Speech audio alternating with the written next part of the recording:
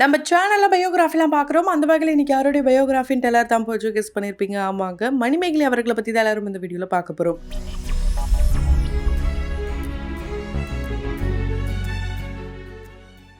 இவங்கள பத்தி பார்க்கறதுக்கு முன்னாடி இதுவரைக்கும் யாரெல்லாம் நம்ம சினி சமூகம் சேனலை சப்ஸ்கிரைப் பண்ணலையோ அவங்க எல்லாரும் மறக்காம சப்ஸ்கிரைப் பண்ணிட்டு பக்கத்துல இருக்க பெல் ஐக்கானையும் மறக்காம பிரஸ் பண்ணிடுங்க. ஆங்கர் மணிமேகலை அப்படின்னு சொன்னா எல்லாருக்குமே ரொம்ப நல்லாவே தெரியும். ஏன்னா அவங்கள சன் மியூசிக்ல இருந்தே பார்த்துட்டு வரணும்னே சொல்லலாம். 90s கிட்ஸோட ஒன் ஆஃப் த ஃபேவரட் ஆங்கராவும் இருந்திருக்காங்க சன் மியூசிக்ல இருக்கும்போது. அதுக்கப்புறம் சடனா கலக்க போவது யாரு இந்த ஷோலையும் இவங்க ஆங்கர் பண்ணிருக்காங்க ரக்ஷன் கூட. திரும்பவும் நம்ம எல்லாரையுமே என்டர்டைன்மெண்ட் பண்ணணும்ட்டு கோமாளியா குக் வித் கோமாளி சீசன் 2ல ரொம்ப சூப்பராகவே நிறைய பர்ஃபார்மன்ஸ் நல்ல பர்ஃபார்மன்ஸ்லாம் கொடுத்துருக்காங்க. இது மூலிமா நிறைய பேருடைய மனசுலையும் நீங்காத இடம் பிடிச்சிருக்காங்க. அவங்க உண்டு அவங்க வேலை உண்டுன்னு கரெக்டாக வருவாங்க, பர்ஃபார்மன்ஸ் பண்ணுவாங்க. யார் என்ன ஹர்ட் பண்ணாலும் சரி இது எல்லாமே நம்மளுடைய ஃப்ரெண்ட்ஸ் தானே அப்படின்னு சொல்லிட்டு அவங்க இருந்தாங்க. ஆனா அவங்களுடைய சீனியர் பல வருஷமா இந்த சேனல்ல ஒர்க் பண்றாங்க அப்படின்ற ஒரே ஒரு காரணத்தினால அவங்க சொல்றதை எல்லாத்தையும் கேட்டுக்கிட்டு நான் என்னுடைய தன்மானத்தை விட்டுட்டு அங்க ஒர்க் பண்ணணும் எந்த ஒரு அவசியமும் கிடையாது, மணி தான் முக்கியம் அப்படின்னு நினைச்சா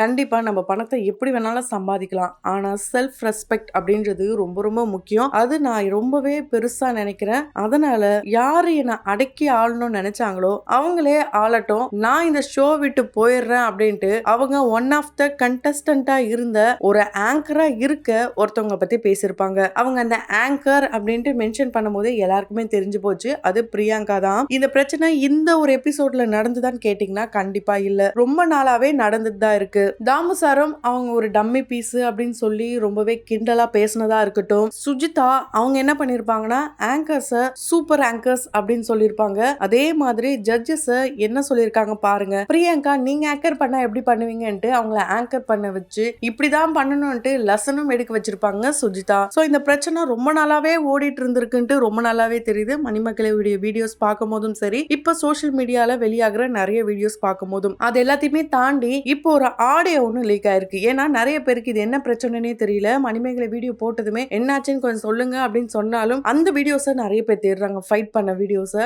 அப்போ ஒரு ஆடியோ ஒன்று லீக் ஆயிருக்கு. அதுதான் இப்ப எல்லாருமே ட்ரெண்ட் ஆகிட்டு இருக்காங்கன்னு சொல்லலாம். ஆனா அந்த வீடியோ உண்மையான்னு கேட்டீங்கன்னா கண்டிப்பா இல்ல. ஏன்னா பிரியங்கா பிக் பாஸ் வீட்டுக்குள்ள இருக்கும் போது சொன்ன அந்த விஷயங்கள் எல்லாத்தையுமே கட் பண்ணி போட்டு மணிமேகலை எங்கேயோ பேசின விஷயங்களையும் கட் பண்ணி போட்டு இப்படியே ரெண்டு பேரும் சண்டை போடுற மாதிரியான விஷயங்களை தான் அந்த ஆடியோல திணிச்சிருக்காங்க. அது ஒரு ஃபேக் ஆடியோ அப்படின்னு சொல்லப்படுது. சோ இப்போ நிறைய பேர் என்ன சொல்றாங்கன்னா we stand with மணிமேகலை திரும்ப வரணும் அப்படிலாம் சொல்லிட்டு வராங்க. சோ மணிமேகலை ஒரு நல்ல பர்சனாலிட்டியா அவங்களுடைய வீடியோ மூலமா நிறைய பேர் நீங்க திரும்பி வரணும்னு சொன்னாலும் பிரியங்கா சைடுன்னு பார்க்கும்போது அவங்க ஆரம்பத்துல இருந்தே மணிமேகலையை கொஞ்சம் டவுன் பண்ற மாதிரி தான் பண்ணிட்டு வந்தாங்க இந்த ஷோல. அவங்க தான் எல்லாத்துக்கும் காரணம் அப்படின்னு சொல்லப்பட்டாலும் அங்க என்ன நடந்தது அப்படின்ட்டு அங்க இருக்கிற டீம் மெம்பர்ஸ்க்கு மட்டும் தான் தெரியும். அதையும் தாண்டி மணிமேகலை நிறைய டைம் வந்து இவங்க இப்படி பண்றாங்க, ப்ளீஸ் அவங்க ஒரு கண்டஸ்டன்ட் தானே அவங்கள சொல்லி வைங்க, என்னுடைய வேலையை என்ன பண்ண விடுங்க அப்படின்ட்டு ப்ரொடக்ஷன் கம்பெனி கிட்டயும் சொல்லியிருக்காங்க. எந்த ஒரு ரெஸ்பான்ஸும் இல்லாததுனால தான் மணிமேகலை இந்த ஒரு முடிவை எடுத்திருக்காங்க.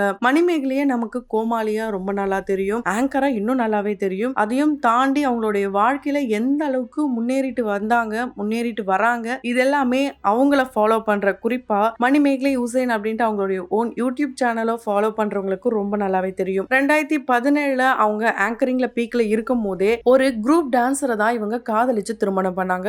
அதுவும் இன்டர் ரிலிஜியன் மேரேஜா தான் இருந்தது, ரிஜிஸ்டர் மேரேஜா இருந்தது. அந்த நேரத்துல நிறைய பேர் சொன்ன விஷயம் இதெல்லாம் எவ்வளவு நாள் நிலைக்க போகுது, எல்லாம் பிஞ்சிட்டு வரதான் போகுது, எல்லாம் கொஞ்ச நாளைக்கு தான் நிறைய பேர் சாபமும் விட்டுருக்காங்க. ஆனா இவங்க அப்பா அம்மாவே இவங்களை ஏத்துக்கலையாம். காரணம் மணிமேகலை அப்போ கொஞ்சம் நல்ல பண வசதியோட இருந்திருக்காங்க, பணத்துக்காக தான் இவங்க நம்ம கிட்ட திரும்ப வராங்க அப்படின்ட்டு யாரும் சொல்லிடக்கூடாது, நாங்க அவங்க மேல உண்மையால அஃபெக்ஷன் தான் வச்சிருக்கோம், எப்பவுமே அவங்க கூட நாங்க இருப்போன்றத இப்போ இல்ல, நாங்க ஒரு நல்ல ஸ்டேஜுக்கு வந்துட்டதுக்கு அப்புறமா உங்களுக்கு ப்ரூவ் பண்ணுவோம்ட்டு மிஸ்டர் அண்ட் மிஸ்ஸஸ் சின்னத்திரையில எல்லாரும் முன்னாடியும் ஸ்டேஜ்ல நின்று ரொம்பவே எமோஷனலா இருப்பாங்க. அந்த வாக்கை இப்ப காப்பாத்திட்டாங்கன்னு தான் சொல்ல முடியும். ஏன்னா 2017 ரிஜிஸ்டர் மேரேஜ்ல இவங்களுடைய மேரேஜுக்குன்னு ஒரு ஆதாரம்னா ஒரே ஒரு போட்டோ தான். அது அப்ப சோசியல் மீடியால வைரல் ஆச்சு. ரொம்ப ஈஸியாலாம் இது நடக்கல, ரொம்ப போராட்டங்களுக்கு மத்தியில தான். அதுவும் இல்லாம மணிமேகலை பொறுத்த வரைக்கும் எல்லாமே ரொம்ப கஷ்டப்பட்டு தான் கிடைக்குமாங்க. ஆமாங்க, அவங்க அவங்க இந்த இண்டஸ்ட்ரிக்கு வரதுக்கு முன்னாடியே ரொம்பவே ஸ்ட்ரகிள் பண்ணியிருக்காங்க. அதாவது அவங்க அப்பா அம்மா அவங்க ஃபோனெல்லாம் எடுத்து வச்சுட்டு மிரட்டி, நீ இதெல்லாம் போகக்கூடாது, உனக்கு எதுக்கு தலையெழுத்து, இப்படிலாம் திட்டி அவங்கள போக வேணாம்லாம் சொல்லியிருக்காங்க. அது மட்டும் இல்லாம இப்போ இவங்க இந்த அளவுக்கு ஸ்ட்ராங்கா இருக்காங்கன்னா இது எல்லாத்துக்கும் காரணம் உசைன் தான். இவங்களுக்கு பேக் போன் உசைன் தான். ஆனா உசைனுக்கும் சரி மணிமேகலுக்கும் சரி இவங்க 2 பேருக்குமே ஒரு பெஸ்ட் எக்ஸாம்பிளா இருக்கிறதே மணிமேகலுடைய அப்பா அம்மா தானாங்க. ஏன்னா அவங்க ஜீரோல இருந்து ஸ்டார்ட் பண்ணி தான் இப்போ ஒரு நல்ல பொசிஷன்ல இருக்காங்களாம். அந்த மாதிரி தான் என்னுடைய பொண்ணு எங்க விட்டாலுமே, அதாவது ஒண்ணுமே இல்லாம நடு தெருல நின்று அழும்போது கூட அவங்க பொண்ணு இப்படி ஆயிட்டா, அவங்க பொண்ணு அப்படி ஆயிட்டான்னு சொல்லக்கூடாது, எப்படி இருக்காங்க பாத்தியான்னு சொல்லணும்ட்டு வைராகியத்தோட இவங்க போராடிட்டு வராங்க. ஃபர்ஸ்ட் இவங்க ஒரு பைக் வாங்கினாங்க. அது ஒரு 2.5 லட்சமாங்க. அதுவும் திருடு போயிடுச்சு. ஆனா அதுக்கு ரொம்பவே எமோஷனல் ஆகி அந்த பணத்தை கூட நாங்க கொடுக்குறோம், தயவு செய்து அந்த பைக்கை கொடுத்துருங்க, ஏன்னா அதோட நம்பர் பிளேட் 4700. இந்த 4ம் 7ம் மணிமேகலை உசைனோட பர்த்டே டேட் 00 ஹேட்டர்ஸ். இதை தான் மென்ஷன் பண்ணி நாங்க எப்படிலாம் வச்சோம் தெரியுமா ப்ளீஸ் அப்படின்னு சொல்லி கெஞ்சிருப்பாங்க திருடன் கிட்ட. சமீபத்துல தான் இதை ரொம்பவே ஃபன்னியா ஒரு இன்டர்வியூலையும் சொல்லியிருப்பாங்க.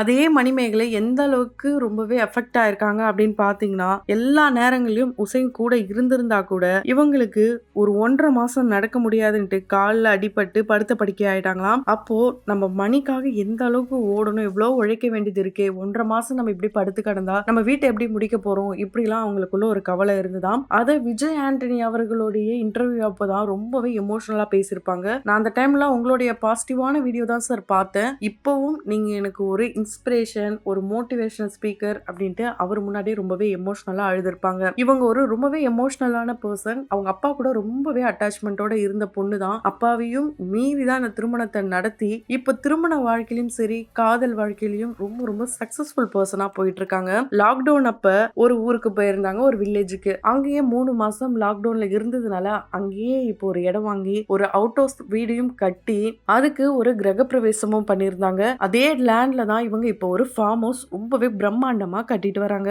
அதுக்கான அப்டேட்ஸை அவங்களுடைய சோட்டிஸ் எல்லாருக்குமே இவங்க சொல்லிட்டு தான் வராங்க. மணிமேகலை கோமாளியா இருக்கும் போதே சிடபிள்யூசி விட்டு பாதிலே போயிட்டாங்க. அப்ப நிறைய பேர் சொன்ன விஷயம் என்னன்னா, அவங்க பிரெக்னெண்டா இருக்காங்க, அதனாலதான் வந்து போயிட்டாங்க அப்படின்னு சொன்னப்போ அது எல்லாமே ரூமர்ஸ். நான் எங்கெங்க பிரெக்னெண்டா இருக்கு, அப்படி ஒரு நல்ல விஷயம் நடந்தா கண்டிப்பா உங்களுக்கு நான் சொல்லாம இல்லையா, எல்லாத்தையுமே தானே என்னுடைய லைஃப்ல நடக்கிறது சொல்றேன், கண்டிப்பா இதையும் சொல்லுவேன் அப்படின்னு சொல்லியிருந்தாங்க.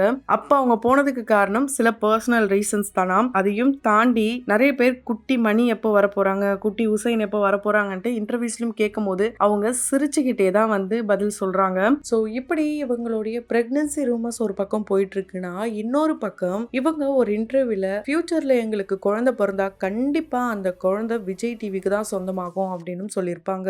இதை பார்த்துட்டு நிறைய பேர் அந்த அளவுக்கு அந்த சேனல் உங்களுக்கு என்ன பண்ணுச்சு அப்படின்ற கேள்விலாம் கூட கேட்டாங்கன்னா பாருங்களேன். மதம் மாறி தான் இவங்க வந்து ஒரு விஷயத்த பண்ணிருக்காங்க, அப்ப அவங்க மதத்துக்கு என்ன அவங்க மரியாதை கொடுத்தாங்கன்னு கேட்ட கேள்விக்கு யாரு சொன்னா நாங்க மதம் மாறணும்ட்டு, எல்லா மதமும் எங்களுக்கு சம்மதம் தான், எல்லா கடவுளும் நாங்க இப்ப வரைக்கும் கும்பிட்டு தான் இருக்கோம், மத்தபடி ஒன்றும் கிடையாது. ஸோ மணிமேகலை பத்தி நமக்கு தெரியாத இன்னொரு இன்ட்ரெஸ்டிங்கான விஷயம் என்னன்னா, அவங்களுடைய வீட்டுல அவங்கள மேகலன்னு கூப்பிடுவாங்களாம். அதே மாதிரி டான்ஸ்னா அவங்களுக்கு ரொம்ப பிடிக்குமா. அவங்க எதிரியா இருந்தா கூட டான்ஸ் ஆட தெரியும் அப்படின்னா அவங்க கூட ஃப்ரெண்ட் ஆயிடுவாங்களாம். ஒரு டான்ஸ் பைத்தியமா இருந்த இவங்களுக்கு பாட்டு கிளாஸ்ல நீ சேரின்ட்டு அவங்க அப்பா 1.5 வருஷம் பாட சொல்லி பாட்டு கிளாஸ்லயும் சேர்த்து விட்டுருக்காரு. அந்த வகையில கூடிய சீக்கிரம் மணிமேகலை ஒரு கான்செர்ட்டும் பண்ண போறாங்களாம் சென்னையில. இவங்க ஃபர்ஸ்ட் போட்டோ வீடியோ பாத்தீங்கன்னா குக்கர் வெடிச்ச வீடியோ தான். அது எந்த அளவுக்கு ஒரு டேஞ்சரஸ், ஒரு அவேர்னஸ்க்காக தான் இவங்களுக்கு சமைக்க தெரியாதையும் அந்த வீடியோல சொல்லியிருப்பாங்க. ஸோ என்னதான் ஃபன்னா இவங்க அந்த வீடியோஸ் எல்லாம் சொல்லப்பட்டாலும் நிறைய விஷயங்களை இவங்க உள்ள அர்த்தத்தோட தான் சொல்லுவாங்க. ஒரு அவேர்னஸ்க்காக தான் இவங்களுடைய லைஃப் ஸ்டைல நடக்கிற நிறைய விஷயங்களை ஷேர் பண்ணிட்டு வராங்க.